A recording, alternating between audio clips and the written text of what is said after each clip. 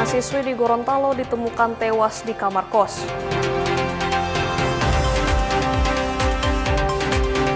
Darurat El Nino, Gubernur Sulut Julius Silvanus pimpin rakor Karhutlah.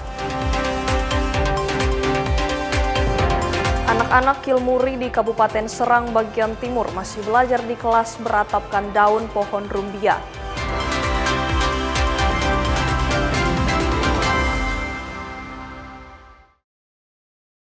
Selamat pagi saudara, kita berjumpa kembali dalam program Kompas Pagi.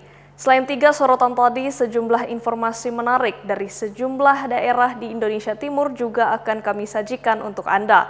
Bersama saya Megumi Sumah, inilah Kompas Pagi selengkapnya. Hanya di Kompas TV, independen, terpercaya.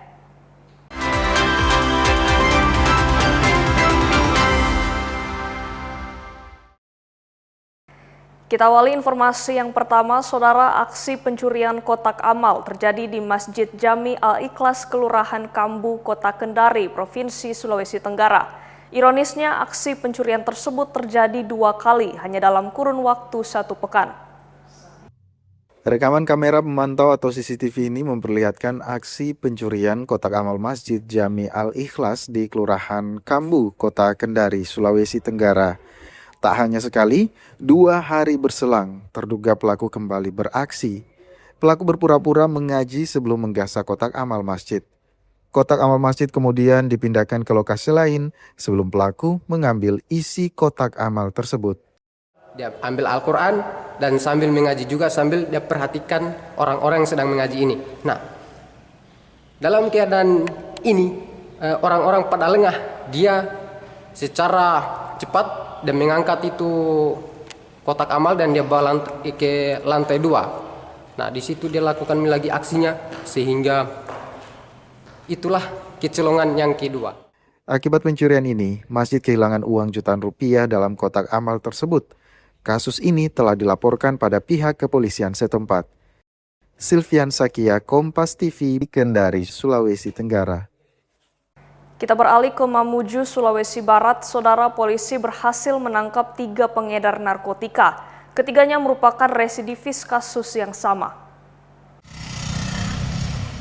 3 pengedar narkoba jenis sabu yang ditangkap ini masing-masing SK, DMR, dan DM.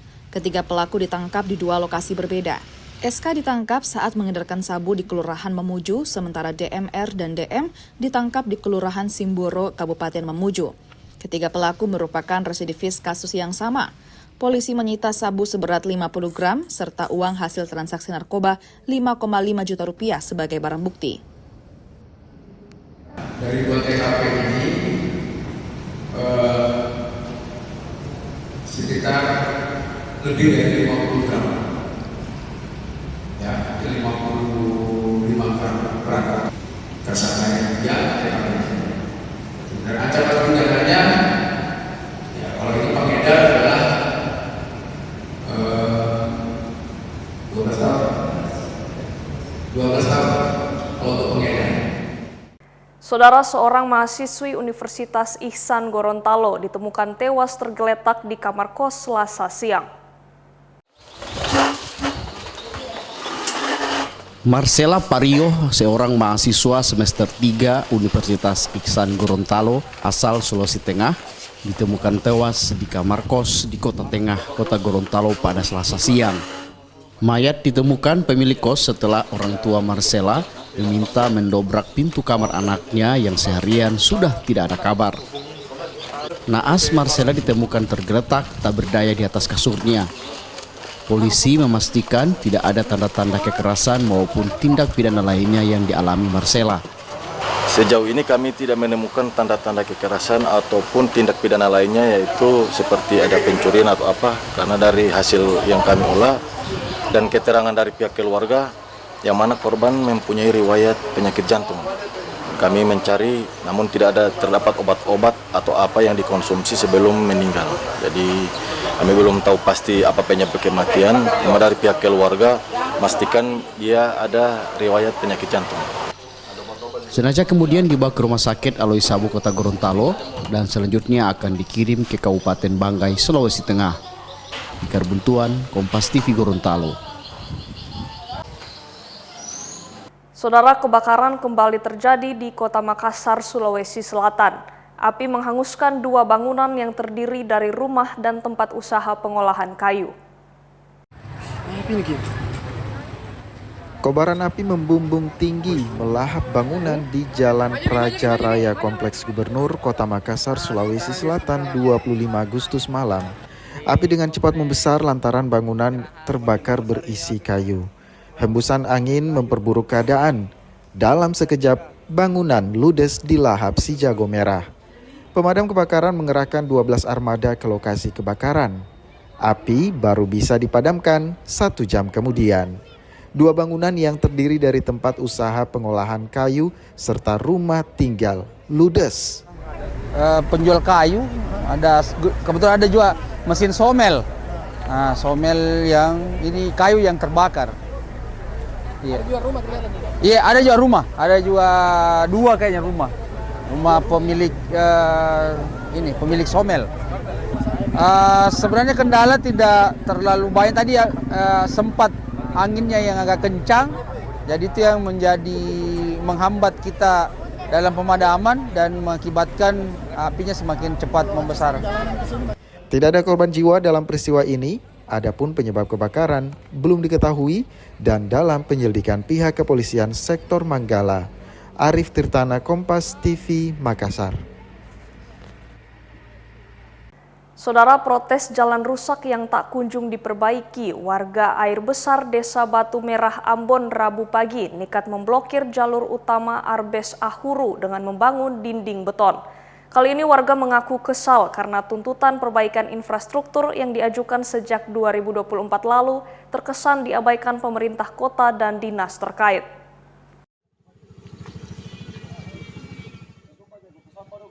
Aksi nekat ini dilakukan puluhan warga Arbes, Desa Batu Merah. Mereka memblokir total jalur lalu lintas Arbes Ahuru dengan cara membangun dinding beton secara permanen di tengah jalan. Aksi ini merupakan puncak kekesalan warga atas kerusakan infrastruktur jalan utama yang kian parah dan membahayakan pengguna jalan. Menurut warga, keluhan dan protes sudah dilayangkan kepada pemerintah Kota Ambon dan dinas terkait sejak 2024 silam. Namun, hingga Agustus 2026 ini belum ada realisasi atau perhatian serius dari pihak berwenang. Karena ini berakibat fatal pada pengguna jalan yang lain. Bahkan warga-warga di sini sudah sering kecelakaan. Untuk itu kita minta atensi penuh dari pemerintah untuk segera membenahi jalan ini. Segera, kalau enggak kita blokir ini jalan. Kita blokir, kalau pemerintah nggak datang kita blokir jalan ini. Sampai waktu yang tidak bisa. Ya. Akibat blokade ini, arus lalu lintas di jalur Arbes Ahuru lumpuh total. Warga menegaskan tidak akan membongkar beton tersebut sebelum ada keputusan dan aksi nyata dari pemerintah kota untuk segera memulai perbaikan. Yahya Lating, Kompas TV, Ambon, Maluku. Saudara, Kompas Pagi masih akan kembali dengan sejumlah informasi dampak kemarau di sejumlah daerah di Indonesia Timur. Di antaranya darurat El Nino, Gubernur Sulawesi Utara pimpin Rakor Karhutlah. Tetaplah bersama kami di Kompas Pagi.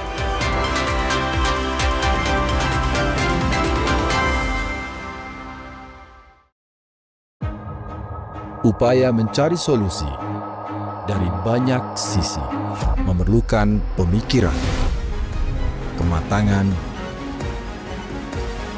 dan kebaruan.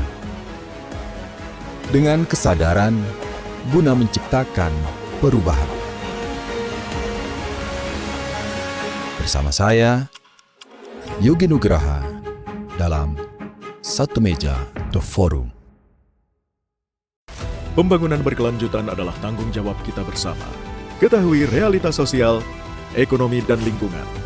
Serap inspirasi dari upaya di mana kita punya hak dan kewajiban yang sama untuk menjaga lingkungan tetap lestari. Inovasi. Karbonnya ini lebih efisien 35 kali lebih cepat. Wow, 35 kali lebih cepat. Serta solusi berkelanjutan oleh individu, komunitas, maupun institusi. Ikuti Sustainasia setiap Sabtu pukul 9 pagi di Kompas. TV.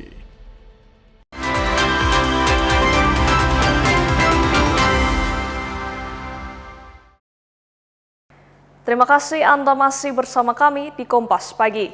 Saudara, kebakaran lahan kembali terjadi di Kota Manado, Sulawesi Utara, Rabu pagi. Kebakaran terjadi di Kelurahan Kairagi 2, lingkungan 5, dan dengan cepat menyebar ke area sekitar, termasuk ke Kompleks SMK Negeri 10 Kota Manado. Damkar bersama TNI, Polri, serta siswa dan guru bekerja sama melakukan pemadaman api. Kebakaran lahan di Kelurahan Kairagi 2, lingkungan 5 terjadi sejak sekitar pukul 8 pagi. Api diduga berasal dari aktivitas pembakaran sampah yang dilakukan warga. Kondisi lahan yang ditumbuhi rumput kering ditambah tiupan angin membuat api cepat membesar dan menyebar. Api kemudian mengarah ke area SMK Negeri 10 Kota Manado. Melihat asap dan api yang mulai mendekati lingkungan sekolah, pihak sekolah langsung melaporkannya ke Dinas Pemadaman Kebakaran dan Penyelamatan Kota Manado. Sebanyak 3 unit mobil pemadam damkar Manado, 2 unit mobil pemadam damkar Minahasa Utara, serta 1 unit mobil pemadam Kodim dan mobil water cannon Brimob diterjunkan guna memadamkan api. Akibat kebakaran ini, aktivitas belajar di sekolah tersebut terpaksa dihentikan. Terpantau juga guru dan beberapa siswa ikut membantu petugas memadamkan api. Terus waktu itu saya duduk di sini melihat anak-anak olahraga. Terus lihat ada kayak kebakaran. Langsung anak-anak dan beberapa guru langsung lihat di mana dia punya sumber. Langsung ke sana yang anak-anak olahraga kita melihat ternyata di sana dan melihat api sudah mau mengarah ke sekolah. Jadi langsung diinstruksikan untuk anak-anak dalam kelas hentikan untuk pembelajaran, kita menjaga situasi yang ada. Yang termasuk kendala bagi kami itu hanya angin. Dua, untuk pemadaman itu kan masuk di area agak hutan ya, agak lebat itu, jadi yang kendala kami hanya itu pertama faktor angin cuaca. Selain berupaya memadamkan api, pihak sekolah juga bergerak cepat mengevakuasi sejumlah aset penting seperti peralatan praktek hingga komputer sekolah. Swingli Manderes, Kompas TV Manado, Sulawesi Utara. Saudara, mengantisipasi situasi darurat akibat fenomena El Nino, Gubernur Sulawesi Utara Julius Silvanus memimpin rapat koordinasi penanganan bencana kebakaran hutan dan lahan Sulawesi Utara di Wisma Negara Bumi Beringin Rabu siang. Pemerintah Provinsi Sulawesi Utara menggelar rapat koordinasi penanganan bencana kebakaran hutan dan lahan yang dipimpin langsung Gubernur Sulawesi Utara Julius Silvanus. Rakor Karhutla melibatkan TNI Polri, pemerintah kabupaten kota, serta instansi terkait seperti Basarnas, BMKG, serta Dinas Damkar Kabupaten Kota. Gubernur Julius Silvanus menyoroti instruksi Mendagri nomor 1 tahun 2026 tentang larangan membakar lahan dengan cara apapun yang dianggap belum ditindaklanjuti serius pemerintah daerah. Gubernur meminta semua pihak untuk menyosialisasikan secara masif larangan membakar lahan tersebut dan perlu adanya peran semua stakeholder untuk meningkatkan kewaspadaan masyarakat terhadap potensi kebakaran hutan dan lahan di wilayah masing-masing. kurang masif. Padahal diinginkan dari masif untuk supaya masyarakat tidak melakukan ADCD, contohnya jangan melakukan pembakaran lahan. Ya, itu sampai dengan kondisi mana ada suatu daerah yang peraturan daerahnya belum membakar lahan, ya, dengan batasan dengan aturan. Ada daerah tertentu, ya. Kabupaten provinsi tertentu yang ada aturannya seperti itu.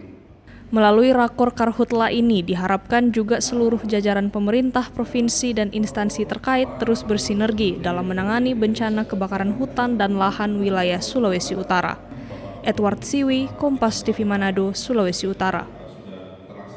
Sementara di Nabire, saudara, kebakaran hutan dan lahan terjadi di sejumlah titik di Kabupaten Nabire, Papua Tengah, Jumat sore pekan lalu. Api sempat mendekati permukiman warga dan kawasan Bandara Nabire. Puluhan personel TNI, Damkar, dan BPBD dikerahkan untuk melakukan pemadaman. Kepulan asap akibat kebakaran hutan dan lahan menyelimuti sebagian wilayah kota Nabire, Papua Tengah, Jumat sore lalu. Kebakaran dilaporkan terjadi di sejumlah titik dan berpotensi meluas ke kawasan pemukiman warga. Merespon laporan tersebut, Batalion Teritorial Pembangunan 804 Dharma Bakti Asastayuda mengerahkan sekitar 70 personil untuk membantu proses pemadaman bersama Damkar dan BPBD. Personil TNI dan instansi terkait bergerak menuju titik kebakaran terbesar di kawasan Jalan Poros, Kampung Waroki, Distrik Nabire Barat. 2 unit truk personil dan 2 unit truk tangki air dikerahkan untuk memadamkan api.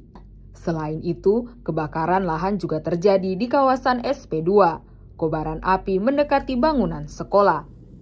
Penanganan kebakaran berlangsung sejak sore hingga malam hari melalui operasi terpadu lintas instansi. Hari ini kita dari BPBD Damkar Provinsi Papua Tengah melaksanakan pemadaman di lokasi Jalan Baru Waroki Atas menuju SP. Di sinilah tempat yang terjadi pusat kebakaran di sini, yang apinya banyak menuju ke kota. Di sepanjang kanan kiri jalan kita bisa saksikan kurang lebih sekitar 1 kilo kejadian kebakaran, termasuk di Waroki Jalan Bawah. Setelah memastikan sejumlah titik api berhasil dipadamkan dan kondisi di lapangan terkendali, personil kembali ke satuan masing-masing. Tim Liputan Kompas TV Nabire, Papua Tengah. Dari Kendari, saudara, mengantisipasi kebakaran hutan dan lahan atau karhutla di musim kemarau, Polsek Tinanggea, Polres Konawe Selatan, Provinsi Sulawesi Tenggara, terus menggencarkan upaya pencegahan dengan turun langsung ke masyarakat. Menghimbau kepada Bapak Ibu agar memperhatikan yang pertama, tidak boleh membuka lahan dengan cara membakar. Ini adalah imbauan yang diberikan petugas dari Polsek Tinanggea, Kabupaten Konawe Selatan. Petugas berpatroli sembari memberikan peringatan bahaya kebakaran lahan dan hutan. Selain lewat mobil patroli, petugas juga bertemu langsung dengan warga. Warga diminta turut mencegah kebakaran dan segera melaporkan jika menemukan titik api kepada kepolisian. Masyarakat yang membuka lahan, kita edukasikan bagaimana caranya kita bisa aman terhindar dari kebakaran hutan dan lahan yang mana ini sangat berdampak mengganggu terhadap kesehatan masyarakat maupun ini perbuatan yang melanggar hukum dan bisa terpidana. Upaya ini dilakukan untuk meningkatkan kesadaran warga sekaligus menekan potensi kebakaran lahan dan hutan selama musim kemarau. Sulfiansyah Kia, Kompas TV, Konawe Selatan, Sulawesi Tenggara. Sorotan lainnya dari Manado, saudara, musim kemarau yang berkepanjangan membuat hasil panen petani jagung di kota Manado merosot. Para petani Desa Mapanget, Kecamatan Talawaan, Minahasa Utara mengeluh karena hasil panennya kali ini turun drastis. Para petani jagung yang ada di Desa Mapanget, Kecamatan Talawaan, Kabupaten Minahasa Utara mulai merasakan dampak dari kemarau panjang. Tahun ini hasil panen tanaman jagung menurun drastis dibandingkan dengan kondisi normal. Kekeringan membuat tanaman jagung bertumbuh tidak normal dengan hasil produksi yang tidak merata. Buah atau tongkol jagung yang dihasilkan pun pada umumnya kecil sehingga hasil panen diperkirakan turun hingga 80%. Ya DP hasil cuma sedikit.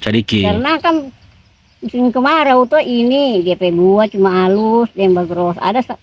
Ada yang DP isi lagi. Nah, orang terima saja apa yang Tuhan kasih itu Jadi mau dia besar atau kecil tetap oke. Ya terima saja, yang bersyukur ada yang orang ambil dan ini. Sementara itu, data dari Badan Meteorologi, Klimatologi, dan Geofisika atau BMKG memprediksikan musim kemarau akibat El Nino ini akan berlangsung hingga akhir September 2026 mendatang. Jimmy Dapar, Kompas TV, Minahasa Utara, Sulawesi Utara. Saudara, informasi dampak kemarau, meski turun, harga cabai di Merauke masih mahal. Akan kami hadirkan usai jeda. Tetaplah bersama kami.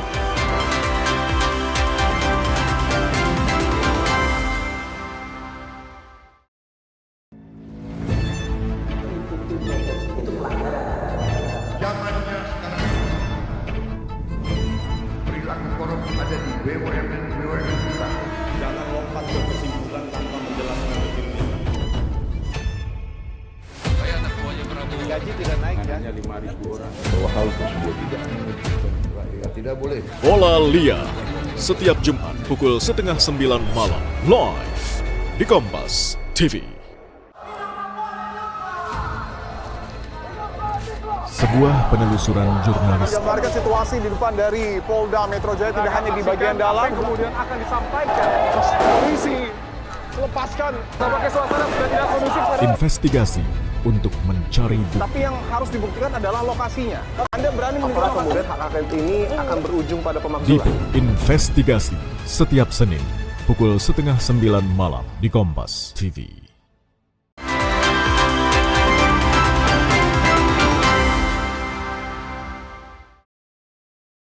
Saya Megumi Suma dan Anda masih bersama kami di Kompas Pagi. Saudara, meski masih mahal, harga cabai rawit di Pasar Wamanggu, Kabupaten Merauke mengalami penurunan dalam beberapa hari terakhir. Harga cabai rawit berada di kisaran Rp120.000 per kilogram. Sebelumnya harga cabai sempat menyentuh Rp150.000 per kilogram. Penurunan harga cabai rawit di Pasar Wamanggu Merauke terjadi dalam 2 hingga 3 hari terakhir. Harga cabai rawit kini berada di kisaran Rp120.000 per kilogram. Harga tersebut turun sekitar Rp30.000 dibandingkan sebelumnya yang sempat mencapai Rp150.000 per kilogram. Pedagang menyebut penurunan harga dipengaruhi meningkatnya pasokan cabai yang masuk ke pasar. Selain kiriman dari luar daerah seperti Makassar, pasokan juga berasal dari hasil panen petani lokal Merauke, diantaranya dari wilayah Semangga, Tanah Miring hingga Bupul. 120 sekilo. Sebelumnya harga berapa, Bude? Yang kemarin lusa 150. Berarti ini ada penurunan ya, Bude? Kalau harga dari petani berapa, Bude? Sekarang 85. Nah, barang banyak, panen petani ada, terus ada kiriman masuk. Bude, ini kalau cabai rawitnya sendiri dari mana nih, Bude? Kan ada kiriman dari Makassar, ada yang lokal ya dari Semangga, Tanah Miring, dari Bupul. Sementara itu, harga cabai rawit di tingkat petani saat ini berada di sekitar Rp85.000 per kilogram. Kathleen Romera, Kompas TV Merauke, Papua Selatan. Sementara di Makassar, saudara, sempat naik harga ayam di pasar tradisional Kota Makassar, Sulawesi Selatan mulai berangsur normal. Sementara harga komoditi lainnya yang cenderung alami kenaikan saat ini adalah cabai. Sempat naik, harga ayam di pasar tradisional Pabayang-Bayang Makassar, Sulawesi Selatan kini berangsur normal. Harga ayam saat ini dijual kisaran Rp27.000 per kilogramnya atau Rp55.000 hingga Rp70.000 per ekornya. Normalnya harga ayam tak membuat penjualan meningkat. Penjualan ayam cenderung turun dibandingkan sebelumnya. Kasih harga. Oh, dikasih harga. Kalau untuk pembeli sendiri bagaimana kalau? Sepi. Oh, sepi ya? Sepi sekarang. Itu kenapa? Maksudnya pembeli? Banyak yang apa nih? Sepi juga penjualannya orang di luar. Oh, begitu berarti. Ini ayamnya dari mana? Kalau dari mana? Kalau ayamnya itu tergantung yang mana ada ayam di situ ambil. Ada yang dari bawah di Maros, ada yang dari atas di Takala. Berbeda dengan ayam, harga bahan pokok seperti cabai dan jeruk nipis justru merangkak naik. Saat ini harga cabai dijual Rp60.000 per kilogram, dari sebelumnya hanya Rp45.000 per kilogram. Sementara jeruk nipis saat ini dijual Rp8.000 per kilogram, dari sebelumnya hanya Rp5.000 per kilogram. Biasanya berapa kalau harga kenaikan?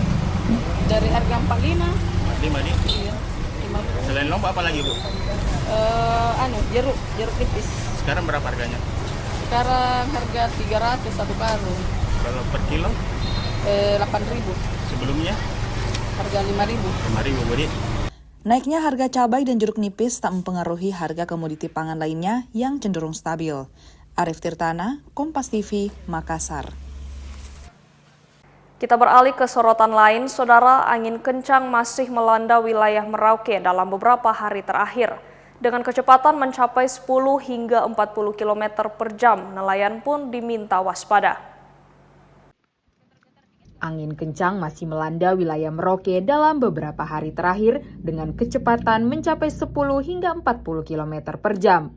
Kondisi ini berkaitan dengan aktivitas monsun Australia yang menyebabkan angin bergerak dari wilayah Australia menuju Indonesia.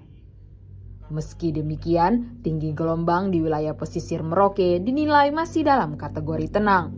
Namun berbeda dengan tinggi gelombang di Laut Arafura yang masuk dalam kategori sedang berkisar 1-2 meter. Namun masyarakat maupun nelayan tetap diminta waspada terhadap perubahan kondisi cuaca dan laut. Di mana anginnya itu memang bertiup dari arah Australia menuju ke arah Khatulistiwa, khususnya di daerah kita itu dikarenakan perbedaan tekanan yang lumayan signifikan antara daerah Australia dan daerah kita gitu. Dari daerah Australia ke daerah kita itu tidak ada daratan yang menghalangi.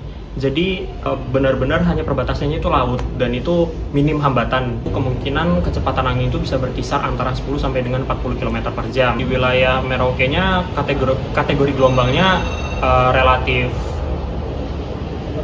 tenang sih Kak. Yang memang tingginya ada di Laut Arafuranya. Itu kita pantau memang gelombangnya berada di kategori sedang berkisar antara 1 sampai dengan 2 meter. Kathleen Romera, Kompas TV Merauke, Papua Selatan. Kita beralih ke informasi lain, Saudara. Keprihatinan terhadap anak-anak putus sekolah dan korban ketergantungan zat adiktif di Merauke terus mendapat perhatian. Upaya pendampingan, pendidikan, serta pembinaan karakter bagi anak-anak ini dilakukan lewat rumah singgah. Pemerhati anak bekerja sama dengan sebuah yayasan serta sejumlah organisasi kepemudaan meresmikan sebuah rumah singgah bagi anak putus sekolah dan juga bagi anak ketergantungan zat adiktif.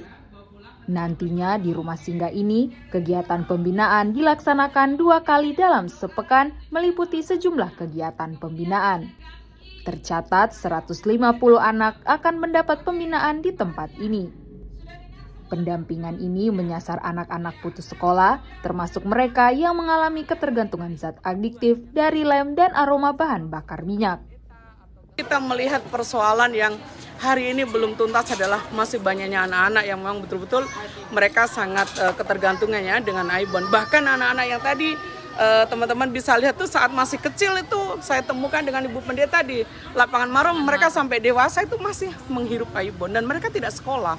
Nah, berangkat dari situlah saya pikir kami berdua mencari tempat yang memang tidak terpakai dan teman-teman bisa lihat sebelumnya sangat rusak parah dan saya sisihkan sedikit rezeki saya ya untuk memperbaiki dan memang kami juga sangat berharap terutama pemerintah pusat sekiranya ada program yang bisa membantu kami, ya mohon bisa dibantu kami untuk bagaimana menjaga anak-anak kita sebagai generasi emas, kita betul-betul kita dampingi dengan baik. Pendampingan ini bukan baru dimulai, melainkan sejak tahun 2018. Namun saat itu hanya dengan mendatangi lokasi tempat anak putus sekolah ini berkumpul. Selama didampingi, perubahan positif mulai terlihat pada sejumlah anak yang mampu keluar dari ketergantungan. Sementara anak-anak lainnya mulai terbuka kepada para pendamping.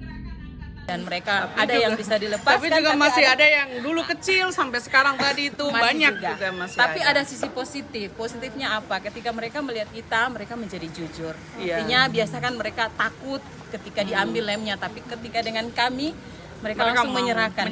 Mereka mau, itu sisi positif yang memang luar biasa. Dan kami punya harapan ke depan dan kami juga punya keyakinan bahwa mereka akan berubah. Pihak rumah singgah berharap dukungan pemerintah, baik pemerintah pusat maupun pemerintah daerah, dapat terus ditingkatkan melalui program dan bantuan yang mendukung pembinaan anak-anak. Dukungan ini diharapkan agar upaya menyelamatkan anak-anak dari ketergantungan zat adiktif dan memastikan mereka kembali mendapatkan pendidikan. Sarif Jimar, Kompas TV Merauke, Papua Selatan. Saudara, usai jeda kami akan kembali dengan sorotan pendidikan di Maluku. Anak-anak Kilmuri di Kabupaten Serang bagian timur masih belajar di kelas beratapkan daun pohon rumbia. Tetaplah bersama kami di Kompas Pagi.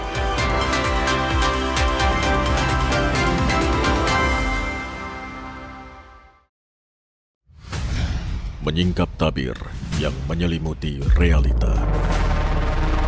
Menelusuri sisi gelap peristiwa. Menyibak topeng ketidakadilan yang mengorbankan rakyat. Satu persatu dibongkar dalam Berkas Kompas.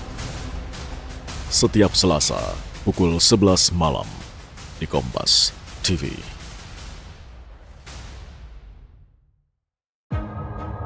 Upaya mencari solusi dari banyak sisi memerlukan pemikiran, kematangan, dan kebaruan. Dengan kesadaran guna menciptakan perubahan. Bersama saya, Yogi Nugraha, dalam Satu Meja The Forum.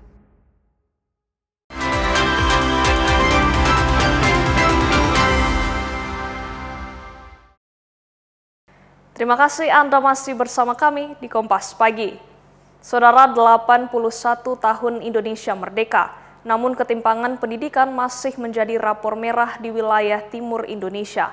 Di Kabupaten Serang bagian timur Maluku, sejumlah anak pedalaman terpaksa belajar di kelas darurat berdinding gaba-gaba dan berlantai tanah akibat akses menuju sekolah induk yang jauh. 1, 2, 3. Inilah potret sekolah filial atau kelas jauh di Dusun Wolok, Desa Udur, Kecamatan Kilmuri. Sekolah ini sengaja didirikan warga secara swadaya demi memangkas jarak tempuh siswa menuju sekolah induk SD Negeri 8 Kilmuri.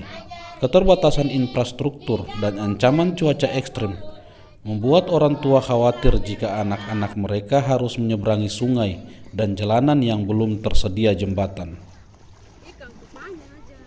Sudah lebih dari 1 tahun, proses belajar mengajar berlangsung di bangunan yang sangat sederhana ini. Terdapat 3 ruang di sini. 1 kelas digunakan secara rutin untuk siswa kelas 1, sementara 2 ruang lainnya menjadi kelas gabungan. Kelas darurat ini menjadi penyelamat saat hujan atau banjir datang, sehingga anak-anak tidak perlu mempertaruhkan keselamatan ke sekolah induk. Warga mengaku sudah berulang kali menyuarakan jeritan ini kepada pemerintah daerah, bahkan lewat forum resmi seperti Musrembang. Namun hingga kini aspirasi mereka hanya menjadi angin lalu tanpa solusi.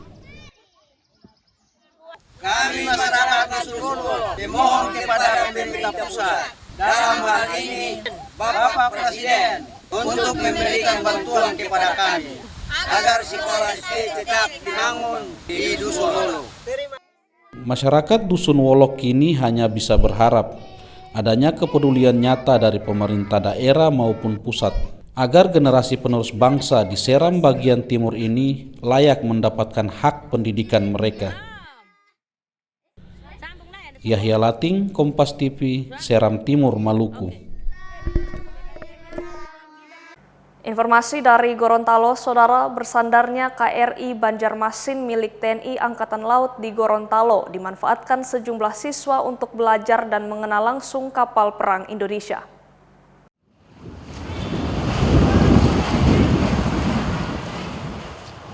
Kedatangan KRI Banjarmasin di Pelabuhan Pelni Gorontalo menarik perhatian masyarakat. Sejumlah siswa memanfaatkan kesempatan ini untuk melihat dari dekat kapal perang milik TNI Angkatan Laut. Salah satunya belasan siswa yang datang dari SMK Muhammadiyah Pohuwato.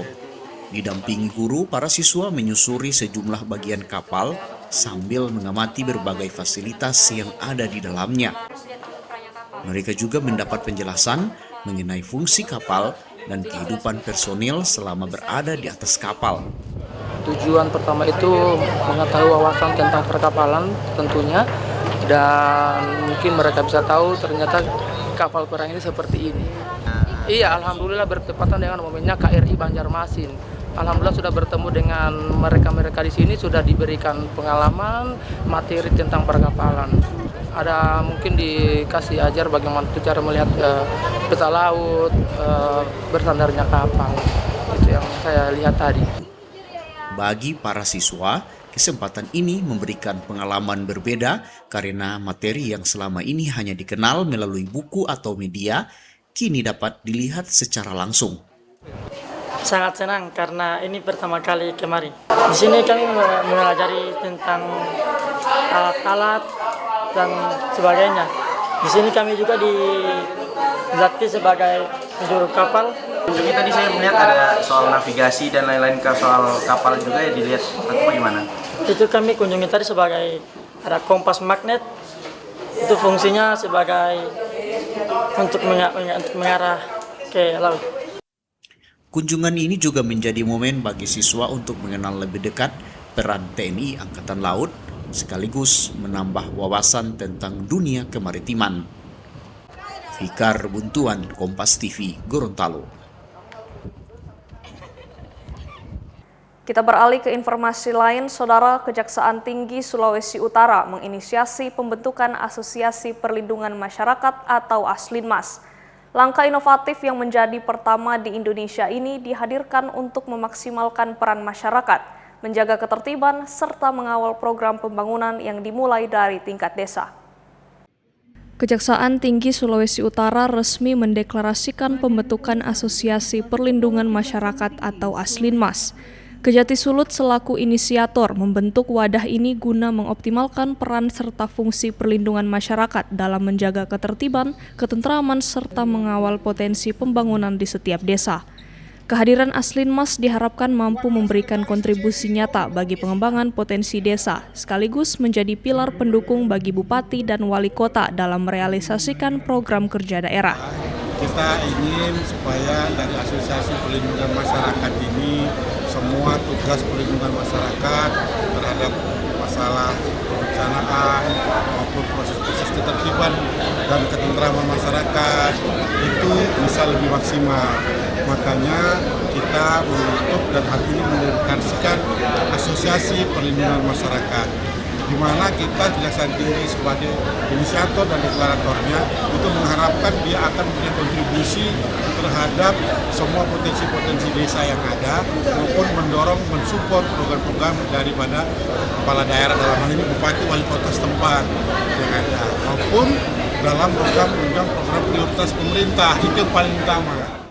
Melalui Aslinmas, sinergitas antara penegak hukum, pemerintah daerah, dan masyarakat diharapkan makin solid dalam menciptakan kondusivitas wilayah serta mendorong kesejahteraan warga dari tingkat desa. Tim Liputan Kompas TV Manado, Sulawesi Utara. Saudara, di momen hari libur dimanfaatkan warga untuk berwisata bersama keluarga. Salah satu destinasi wisata yang banyak dikunjungi adalah kolam pemandian mata air Pondok Daun yang ada di Desa Kalasei, Kabupaten Minahasa, Sulawesi Utara. Inilah suasana keramaian kolam pemandian Pondok Daun di Desa Kalasei, Kabupaten Minahasa. Hari libur saat ini, sejak pagi ribuan warga telah memadati kolam renang ini untuk merasakan sensasi mandi dengan kesejukan sumber mata air dari pegunungan.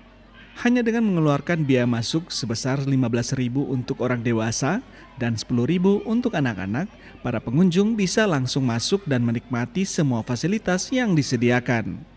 Ada kolam untuk dewasa dengan kedalaman tertentu dan ada juga kolam untuk anak-anak dengan fasilitas arena seluncuran dan waterboom. Berenang.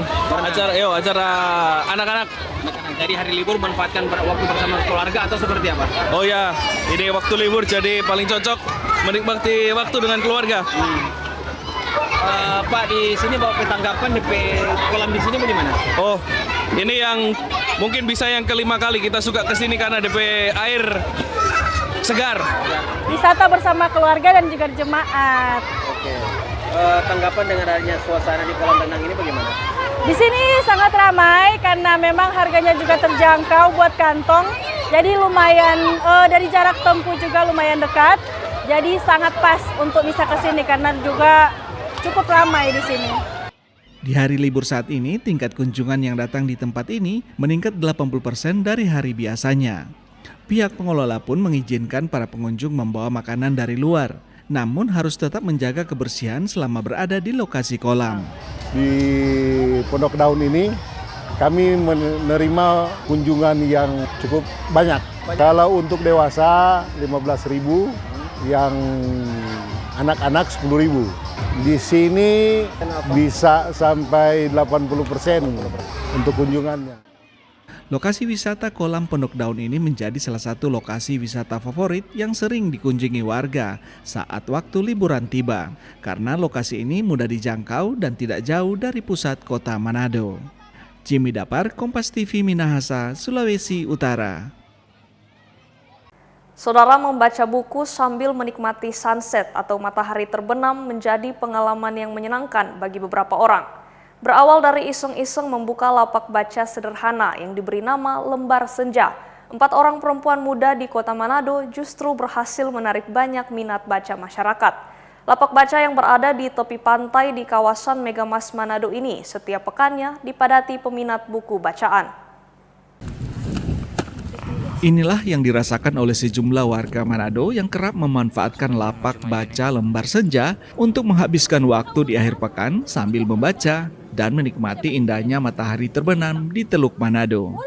Lapak baca Lembar Senja diinisiasi oleh 4 sahabat karib, yakni Erisa Septiana, Vianelli Yohanes, Dea, dan Yoni Saba. Bermodalkan buku-buku fiksi dan non-fiksi yang merupakan milik pribadi, lapak baca Lembar Senja dibuka setiap Kamis dan Sabtu. Tak jarang pengunjung yang datang ada juga dari luar kota Manado seperti Kota Langowan, Tondano, dan Amurang. Meski tak berorientasi untuk menarik omset, namun kehadiran lapak baca ini mampu menambah relasi pertemanan dan memperkaya banyak wawasan baru. Waktu bulan Februari ini terbentuk ini, orang satu tempat kerja, dan biasanya pas pulang kerja sore-sore itu orang ke tempat duduk nongki itu di sini, tempatnya di sini. Baru setelah berapa bulan orang duduk-duduk kayak kenapa orang cuman bikin ini di sini, kenapa nggak bikin hal yang positif kan? Baru tiba-tiba pas di kelas tapi teman bilang dia terus bikin lapak baca begitu, dan terbentuklah Lembar Senja. Sebenarnya buka ini tuh nggak cuma orang kasih lapak baca gratis, tapi juga orang relasi, ketemu teman baru, orang baru gitu. Iya.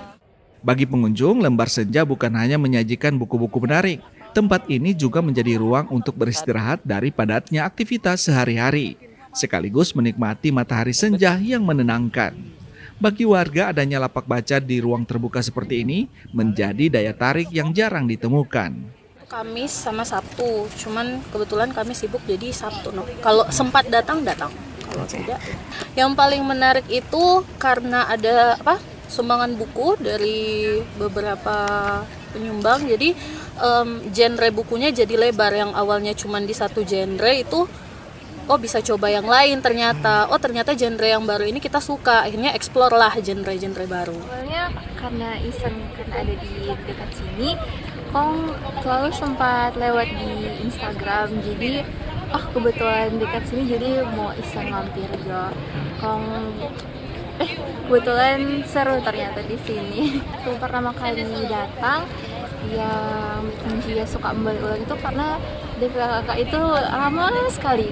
Terus waktu pertama kali datang itu ternyata langsung ada teman cerita yang klop. Mereka pun berharap ke depannya ruang baca dengan suasana yang menyenangkan seperti ini bisa mendapatkan dukungan dari pemerintah. Swing Limanderes, Kompas TV Manado, Sulawesi Utara. Saudara, Kompas Pagi masih akan kembali dengan informasi olahraga. Di antaranya, pebulu tangkis tunggal putra Indonesia Jonathan Christie resmi duduki ranking 1 dunia BWF. Jangan kemana-mana, tetap bersama kami di Kompas Pagi.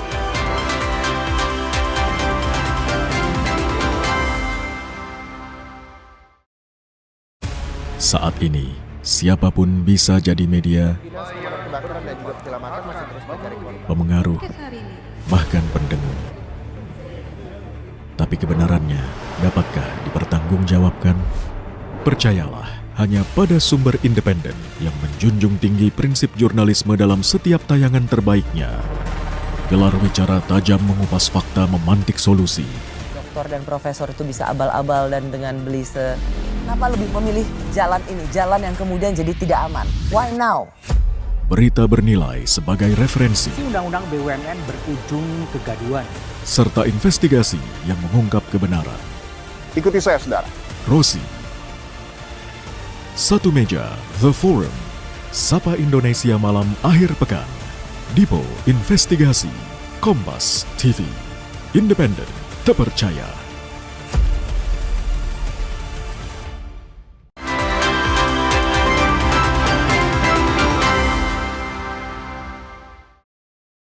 Saudara, seleksi tim untuk turnamen internasional KONI All-Star panggil 105 pemain hasil pantauan dari Piala KONI U16. Lakukan seleksi bertahap dengan sistem promosi degradasi. 20 pemain terpilih akan masuk dalam skuad. 105 pemain hasil pantauan tim pemandu bakat dari Piala KONI U16 2026 ikuti seleksi tim KONI All-Star di lapangan Sutasoma Halim Selasa sore. Seleksi ini untuk turnamen Batam Internasional Desember mendatang di bawah asuhan mantan asisten pelatih Persija dan tim nasional Maman Suryaman. Seleksi tahap awal digelar pada 25 dan 26 Agustus. Tim akan dikerucutkan untuk tahap kedua pada September. Dengan sistem promosi degradasi, 20 talenta terbaik akan masuk skuad KONI All-Star. Tim akan menjalani pemusatan latihan dan uji coba di ajang Piala Kasau 23 September. Ya, fighting spiritnya tinggi ya, ngotot tapi punya teknik ya. Jadi ada punya fisik, punya teknik, punya taktik, punya mentalitinya juga harus diiniin ya. Secara umum kita paling tidak membekali pemain lokal nasional Indonesia untuk bertanding di event internasional. Spesifik kita ingin paling tidak masuk ke semifinal 4 besar demikian di event besok di Batam akhir Desember 2026. Selain tim U16, KONI All-Star juga membentuk tim U12 dan U18 yang akan diikut sertakan pada turnamen nasional dan internasional. Seluruh pemain merupakan hasil dari kegiatan Piala KONI 2026. Angga Nurizki, Kompas TV, Jakarta. Saudara, pebulu tangkis tunggal putra Indonesia Jonathan Christie resmi duduki ranking 1 dunia BWF. Pencapaian Jojo sekaligus mengakhiri penantian panjang 26 tahun tunggal putra Indonesia untuk menduduki puncak daftar ranking bulu tangkis dunia. Ia menjadi pebulu tangkis tunggal pertama Indonesia sejak Taufik Hidayat yang menempati peringkat 1 dunia pada tahun 2000 silam. Jonathan Christie puncaki daftar teratas peringkat terbaru bulu tangkis dunia. Jojo naik 2 peringkat dan kini berada di puncak dengan koleksi 87.631 poin. Pencapaian ini menambah daftar panjang prestasi pebulu tangkis non-pelatnas yang sebelumnya sempat meraih gelar bergengsi, di antaranya Asian Games, Kejuaraan Asia, SEA Games, dan All England. Informasi olahraga tadi menutup perjumpaan kita dalam program Kompas Pagi. Saya Megumi Sumah bersama kru yang bertugas mengucapkan terima kasih atas kebersamaan Anda. Tetap saksikan rangkaian program berita di Kompas TV, independen, terpercaya.